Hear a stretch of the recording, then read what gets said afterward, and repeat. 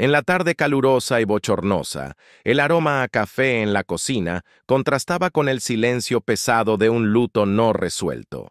Santiago estaba inclinado sobre la mesa, pero no dibujaba superhéroes, sino arena roja y estructuras de cristal que desafiaban la gravedad. En su pequeña mano, una piedra rojiza y rugosa que él afirmaba haber encontrado en el patio. En la mesa, el mapa de una ciudad ancestral dibujado con detalles que ningún geólogo terrestre conocía.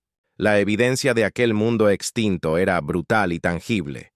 Valeria, la madre científica, sintió la punzada familiar de protección al ver la seriedad milenaria en los ojos castaños de su hijo. Pero su voz no era de niño al decir con absoluta certeza: «Mamá, yo no nací aquí, yo viví allá, en Marte».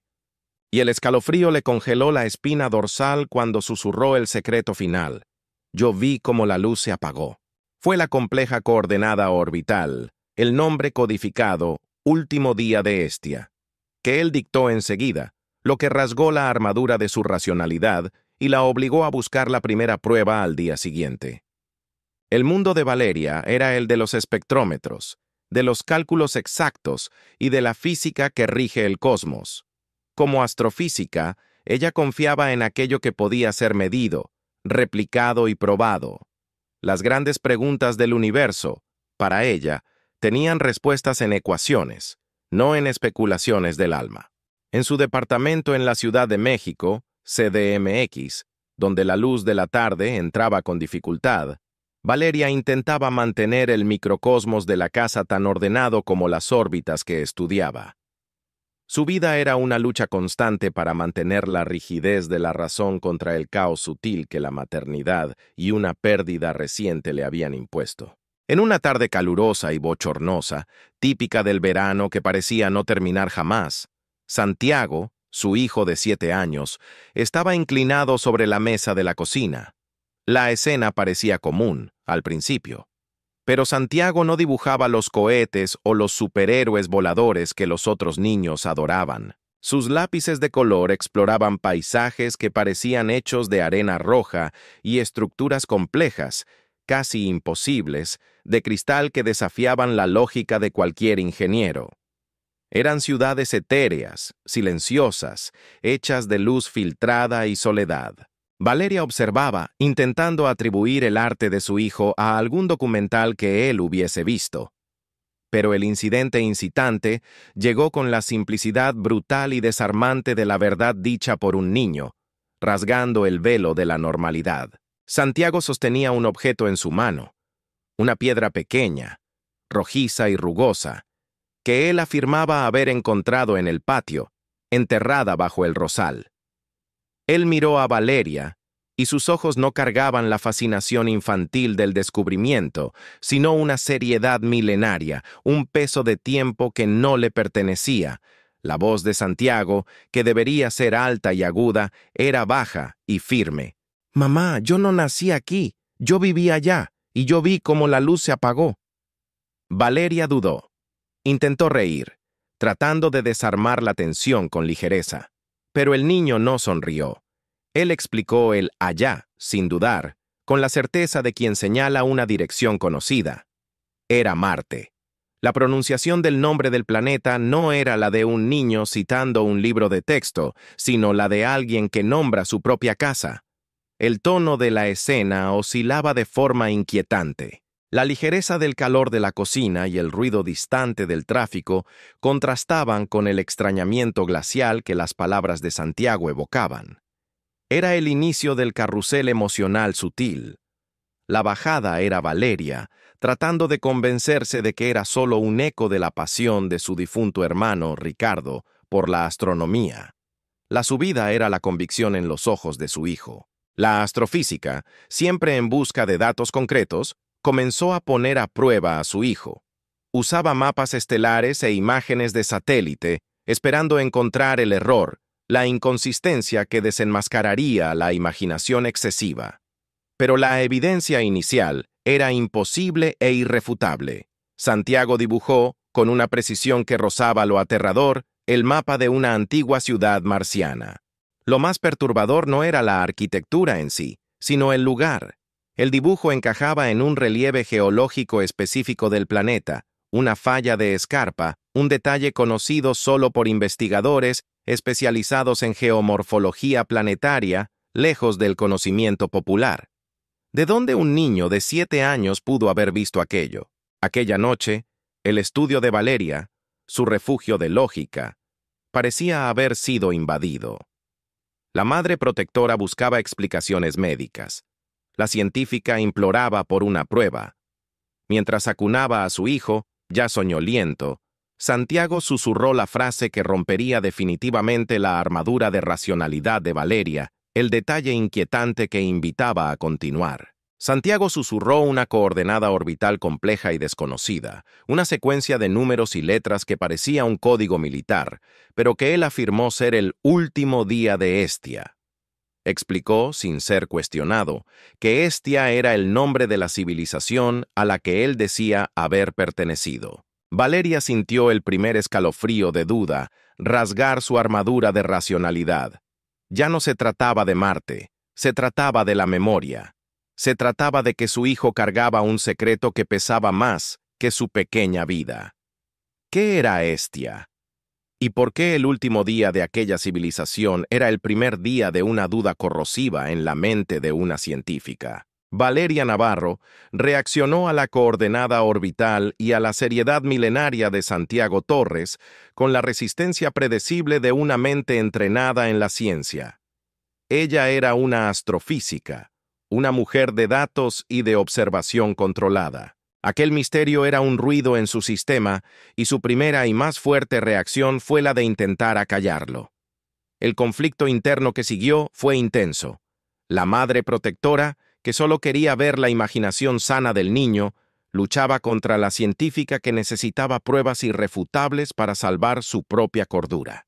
La resistencia de Valeria se manifestó en una búsqueda frenética por explicaciones terrenales. Se zambulló en libros sobre trastornos de memoria, buscó artículos sobre el síndrome de memoria extraterrestre e imaginó lo que el doctor Alfonso Beltrán, el renombrado psicólogo infantil con quien ya había agendado una cita, diría. El nombre Hestia y la palabra Marte fueron evitados, desterrados de las conversaciones, transformando el silencio en el taller en algo pesado, lleno de acusaciones no dichas. Sin embargo, el universo parecía conspirar contra su escepticismo. Las primeras pruebas concretas surgieron de un modo que desafiaba la frontera entre el azar y el destino. La intervención vino en la figura del profesor Raúl Montero, un astrónomo jubilado, viejo amigo y ex colega de su difunto hermano, Ricardo Rico Guzmán. Raúl era un hombre con la mirada de quien había estudiado el cielo demasiado tiempo como para mantenerse puramente escéptico. Él funcionaba como el aliado e, irónicamente, el espejo del misticismo reprimido de Valeria. Al ver la piedra rojiza que Santiago insistía en guardar en la mochila, el profesor Montero, con sus dedos finos de observador, sintió algo raro. Se la llevó para un análisis preliminar en su laboratorio casero en la CDMX. Lo que descubrió fue un golpe para la razón de Valeria. La piedra no era terrestre, sino un raro meteorito shergotita, cuyo origen, comprobado por isótopos de oxígeno, era inequívocamente marciano. No manches. La coincidencia era absurda. 1 en 1.000.000. Un objeto de Marte en las manos de un niño que alegaba haber vivido ahí. El carrusel emocional sutil empezó a girar con más velocidad. La bajada, el alivio pasajero, llegó cuando Valeria llevó a Santiago a la primera sesión con el doctor Alfonso Beltrán. El psicólogo, la figura que se opone al misterio y el proxy del escepticismo del público, fue rápido en su diagnóstico. Clasificó el comportamiento de Santiago como un trauma de eco. Para él, el niño estaba manifestando la culpa reprimida de Valeria por la muerte prematura de su hermano, Ricardo, usando la pasión obsesiva de Ricardo por Marte como material de fantasía. El diagnóstico científico ofreció un bálsamo temporal al alma de Valeria, pero el alivio duró poco. La subida inmediata de tensión y curiosidad llegó como una ola incontrolable. En una sesión grabada, donde el doctor Beltrán intentaba desarmar la fantasía de Santiago, el niño dejó de hablar sobre colores y arena. Describió el mecanismo de propulsión de una nave marciana, usando términos técnicos de ingeniería cuántica, detallando la función de un cristal de compresión de éter, con una precisión que haría que un ingeniero de cohetes se pusiera rojo. El niño no estaba recitando frases. Estaba explicando el funcionamiento de un motor desconocido. La duda de Valeria se convirtió en una niebla densa. ¿Qué onda? ¿Lo que estaba viendo era real? ¿Era su hijo siendo consumido por una memoria ancestral? ¿O la estaban arrastrando a una ilusión colectiva impulsada por la nostalgia de su hermano? La tensión aumentó, contenida en la postura rígida de Valeria y en la sabiduría silenciosa de Santiago. El escepticismo del doctor Beltrán era un ancla que amenazaba con romperse en cualquier momento, y la única certeza que quedaba era que la búsqueda de la verdad de Marte se había vuelto inseparable de la búsqueda de la verdad sobre su familia y sobre sí misma. La lógica de Valeria Navarro, la científica que veía el universo a través de números, se rompió de forma irreversible cuando lo inexplicable se repitió, pero esta vez tocó el punto más sensible de su alma: la memoria de su hermano, Ricardo Rico Guzmán. El escepticismo, la fuerza que se oponía al misterio, no pudo resistir al amor y al dolor de una pérdida antigua. El primer indicio vino con una intimidad imposible. Santiago Torres comenzó a referirse a Ricardo, el hermano difunto, usando su apodo de la infancia, Riquín. Era un secreto, un susurro compartido solo por los dos hermanos, un código que había muerto con Ricardo. Ese nombre era un nudo en la garganta de Valeria, un sonido que ella había enterrado muy hondo. El niño lo decía con una familiaridad tan tierna que parecía traer a Ricardo de vuelta a la sala de estar. Ese nombre era un nudo en la garganta de Valeria, un sonido que ella había enterrado muy hondo. El niño lo decía con una familiaridad tan tierna que parecía traer a Ricardo de vuelta a la sala de estar. ¡No manches, güey! El shock se transformó en una mezcla de miedo, culpa y una desesperada fascinación. Valeria ya no podía negar que, de alguna forma, Santiago era un canal, un puente, y que su viaje a Marte estaba intrínsecamente ligado al luto que ella no había podido procesar. La revelación íntima e inédita surgió en una pesadilla. A mitad de la madrugada, Santiago despertó en pánico. Sus gritos no eran en español, ni siquiera en el italiano arcaico, como en el caso anterior que Valeria había leído. Era una lengua gutural, seca, un sonido de piedra y arena, que ella instintivamente supo que era la lengua de la extinta Hestia. En el clímax de la crisis, gritó una única frase en español: las últimas palabras que Ricardo había escrito en su diario de expedición en el desierto de Chihuahua, una nota que Valeria jamás le había mostrado a su hijo. El fuego no extingue el agua, solo la transforma en vapor. La memoria es el agua. Valeria se tambaleó. Esas palabras eran la confesión final de su hermano sobre la continuidad de la conciencia. La emoción se convirtió en un torbellino. El carrusel emocional alcanzó su punto más alto. La subida era la esperanza aterradora de que Santiago fuera la llave, el eslabón perdido para entender la muerte de Ricardo. La bajada era la desesperación de que su hijo estuviera siendo consumido por una memoria ancestral, la sensación de que él era solo el eco de una historia que no podía ser suya. El evento visual impactante, que transformó la duda racional en búsqueda emocional, llegó con el profesor Raúl Montero. Encontró, por casualidad, entre los viejos papeles de Ricardo, una nota garabateada. Era un dibujo, el mismo patrón geométrico complejo que Santiago usaba en sus diseños marcianos. El dibujo de Ricardo confirmaba la arquitectura de Hestia. Lo más importante, la nota unía la coordenada orbital de Hestia a un punto geográfico específico en el desierto de Chihuahua, el lugar de la expedición final de Ricardo, donde había muerto en un accidente inexplicable. El hermano, el escéptico que se hizo buscador, Había encontrado el punto en la Tierra que reflejaba el punto de su fijación cósmica. La duda racional de Valeria, impulsada por el contraste entre fe y razón, se transformó en una búsqueda emocional dolorosa. Ya no importaba si la civilización de Marte existió. Lo que importaba era que la memoria de su hijo la estaba llevando al último secreto de su hermano. Lo inexplicable se había convertido en la única verdad posible.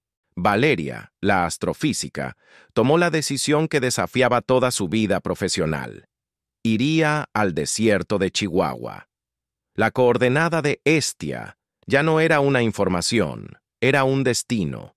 La búsqueda de la verdad del universo se había convertido en la búsqueda de la redención del amor fraterno, el detalle inquietante que la obligaba a adentrarse en el vacío del desierto. El viaje al desierto de Chihuahua no fue una jornada turística, fue una peregrinación forzada, el intento desesperado de Valeria Navarro de encontrar un punto final al caos que su hijo había introducido en su vida. La escena sensorial y simbólica era el espejo perfecto del misterio. El desierto de Chihuahua, con su aridez implacable, su suelo rojizo y sus vastas extensiones que parecían no pertenecer a la Tierra, era el reflejo silencioso de Marte. Llegaron a la coordenada exacta de Hestia, bajo un cielo nocturno desértico. La oscuridad era de una pureza y silencio sin igual, tan profunda que las estrellas parecían caer sobre la cabeza, como si no hubiera atmósfera para sostenerlas. El aire, frío y cortante, olía a salitre y a tiempo geológico, a algo anterior a la propia humanidad. Valeria, el profesor Raúl Montero y Santiago Torres estaban ahí, en el punto donde la búsqueda de un astrónomo difunto se encontraba con la memoria de un planeta extinto. Valeria, la persona en el centro de la experiencia, sintió un frío que no venía solo del aire. Santiago salió del auto, sujetando firmemente la piedra rojiza, el símbolo central que había guiado toda la jornada. No corrió ni jugó, solo se detuvo, y la quietud que lo envolvió era la de un monumento. El confrontamiento final y emocional comenzó. Santiago ya no hablaba con el tono de un niño, ni con la seriedad de un adulto. Su voz, cuando rompió el silencio del desierto, era serena, etérea, como el sonido de agua cayendo en un abismo. Hablaba como un alma antigua, pero no un alma cansada, un alma en reposo. Las emociones de Valeria llegaron al clímax. El miedo, que intentaba disimular con la racionalidad, se confrontó con la fascinación pura. Ella se arrodilló ante su hijo, las lágrimas congelándose rápidamente en el aire frío. Santiago describió el fin de la civilización marciana, el secreto incuestionable que el maestro Da Vinci había ocultado antes en un pergamino, pero que ahora se revelaba en la inmensidad roja. No hubo cataclismo violento. No hubo guerra desesperada por recursos. Lo que hubo en Hestia fue una aceptación profunda, una comprensión colectiva de que la vida, en aquel cuerpo planetario y en aquellos cuerpos físicos de cristal, había llegado al fin de su ciclo evolutivo. No lucharon contra lo inevitable, lo abrazaron.